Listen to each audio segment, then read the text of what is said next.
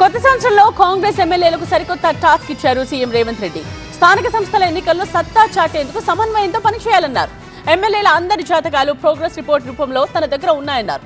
పనితీరు మెరుగుపరుచుకోవాలంటూ ఎమ్మెల్యేలకు sweet warning ఇచ్చారు రేవంత్ రెడ్డి. ఎమ్మెల్యేల ప్రోగ్రెస్ రిపోర్ట్ రెడీ. కుమ్ములాటలు కుస్తీలు పక్కన పెట్టాలన్న సీఎం రేవంత్. నేను మారను, మీరు మారండి అంటూ కాంగ్రెస్ ఎమ్మెల్యేలకు హితబోధ చేశారు తెలంగాణ ముఖ్యమంత్రి రేవంత్ రెడ్డి. ఎమ్మెల్యేల ప్రోగ్రెస్ రిపోర్ట్ తన దగ్గర ఉందన్నారు.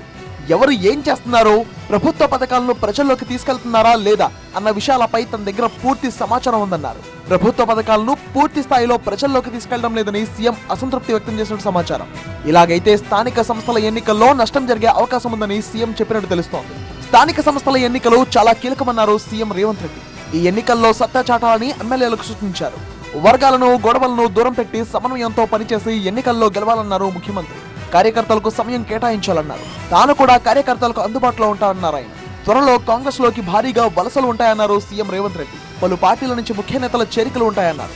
బీఆర్ఎస్ నుంచి గెలిచిన 20 నుంచి 29 మంది ఎమ్మెల్యేలు కాంగ్రెస్ లో చేరుతారని గతంలో మంత్రి ఉత్తమ్ కుమార్ రెడ్డి ప్రకటించారు. ఆయన చెప్పినట్టు ఇప్పటికే 7 బీఆర్ఎస్ ఎమ్మెల్యేలు కాంగ్రెస్ లో చేరారు.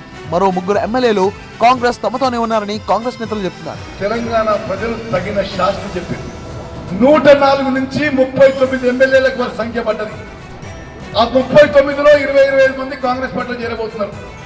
ఇతర పార్టీల నుంచి కాంగ్రెస్ లోకి వచ్చిన వారితో సమన్వయంతో పనిచేసి స్థానిక సంస్థల ఎన్నికల్లో విజయఢంకా మోగించాలని ఎమ్మెల్యేలకు దిశానిర్దేశం చేశారు రేవంత్ రెడ్డి.